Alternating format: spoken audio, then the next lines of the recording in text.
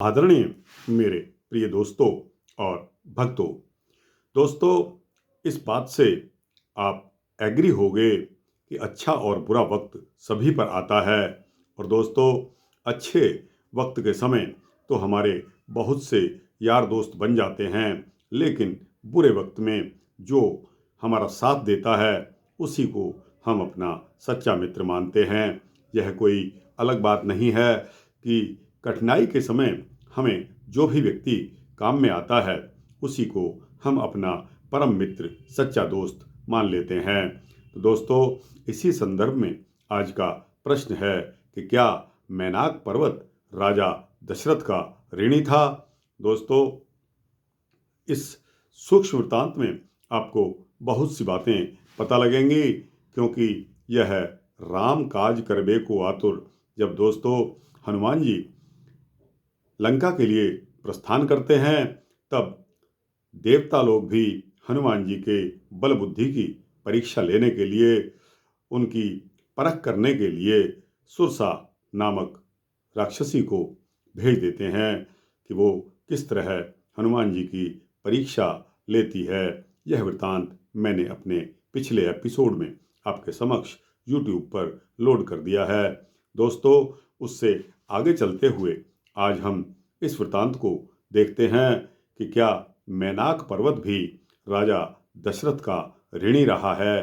वह रहा है तो क्यों रहा है, और क्या कारण था कि मैनाक पर्वत इस अवस्था में समुद्र में डूबा हुआ रहता है।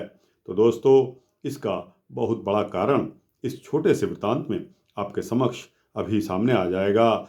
इसीलिए आपसे गुजारिश है कि बने रहिए इस वृत्तांत के अंत तक मेरे साथ। आपको पता लग जाएगा कि मैनाक पर्वत समुद्र में जल के अंदर क्यों रहता है। तो दोस्तों, आइए इस वृत्तांत को शुरू करते हैं।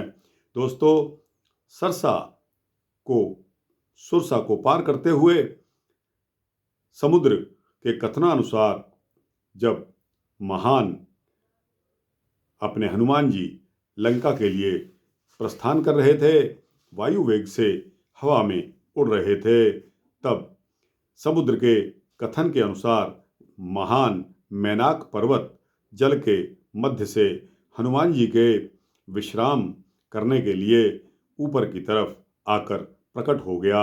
यानी कि जलमग्न पर्वत ऊपर आ गया। वो किस लिए आया, उसका यह एक ही मकसद था कि हनुमान जी आकर इस पर विश्राम कर लें। दोस्तों, इसका क्या कारण था कि वह मैनाक पर्वत विविध प्रकार की मणियों से निर्मित शिखर वाला था। उसके शिखर के ऊपर मनुष्य का रूप धारण किए हुए मैनाक पर्वत बैठा हुआ था। तदनंतर हनुमान जी को समुद्र के ऊपर से जब जाता हुआ देखकर मैनाक पर्वत हनुमान जी से कहने लगा कि हनुमान जी, आइए, इधर आइए, अमृत के समान स्वादिष्ट पके हुए फलों का सेवन करिए और थोड़ी देर यहाँ विश्राम करिए। आप सुखपूर्वक उसके पश्चात गमन करिए।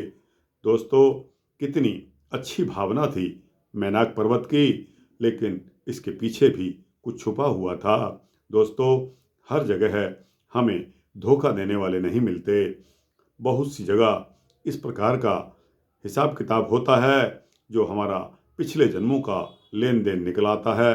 तो दोस्तों, इस पर मैनाक ने पुनः कहा कि प्राचीन समय की बात है, जब पर्वतों का देवराज इंद्र के साथ में भीषण युद्ध हुआ था, और इंद्रराज, क्योंकि इंद्र तो इंद्र ही हैं, तब इंद्रराज का क्योंकि बल इतना अधिक था कि उसके डर के मारे जब उस समय इंद्र के साथ जब भीषण युद्ध हुआ, तब राजा दशरथ ने इंद्र के बंधन से छुड़ाया था। किसको छुड़ाया था? मैनाक पर्वत को छुड़ाया था। तो दोस्तों, तब से मैनाक पर्वत वहीं समुद्र में रहता है। उन श्री दशरथ जी के उपकार से ऋण पूर्ण होने के लिए, जो ऋण था उसका कर चुकाने के लिए, मैं श्री राम के कार्य के लिए जाते हुए आपको विश्राम प्रदान करने के लिए आपके समक्ष प्रकट हुआ हूँ। तब श्री हनुमान जी ने मैनाक पर्वत से कहा कि श्री राम का कार्य सिद्ध करने में मुझे कोई श्रम नहीं पड़ता।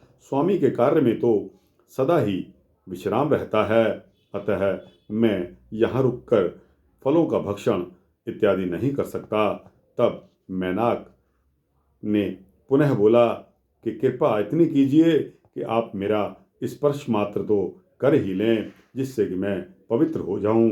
तब हनुमान जी ने कहा कि ठीक है। ऐसा कहकर हनुमान जी अपने हाथ से पर्वत के अग्रभाग अपने हाथ के अग्रभाग से मैनाक के शिखर का स्पर्श करते हैं।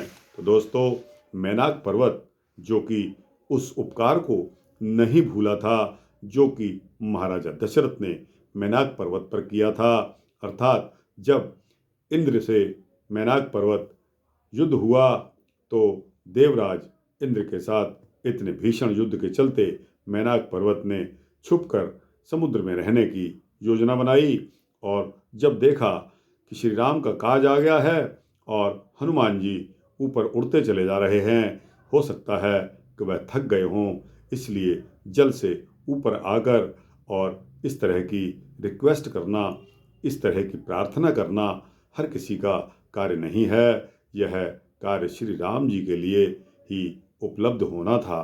तो दोस्तों, इतनी कृपा की हनुमान जी ने कि अपने हाथ के अग्रभाग से उस मैनाक पर्वत के शीर्ष को उन्होंने स्पर्श किया और आगे चल दिए। दोस्तों, यह सूक्ष्म वृत्तांत आपको कैसा लगा? अच्छा लगा हो तो इसको लाइक और शेयर कीजिए, अपने दोस्तों, भक्तों, मित्रों, जिज्ञासुओं को भेजिए, और इस चैनल को सब्सक्राइब कर देंगे तो आपको इसी तरह के सूक्ष्म भक्ति वृत्तांत मिलते रहेंगे। जय श्री राम, जय श्री सीता रामचंद्र भगवान की जय।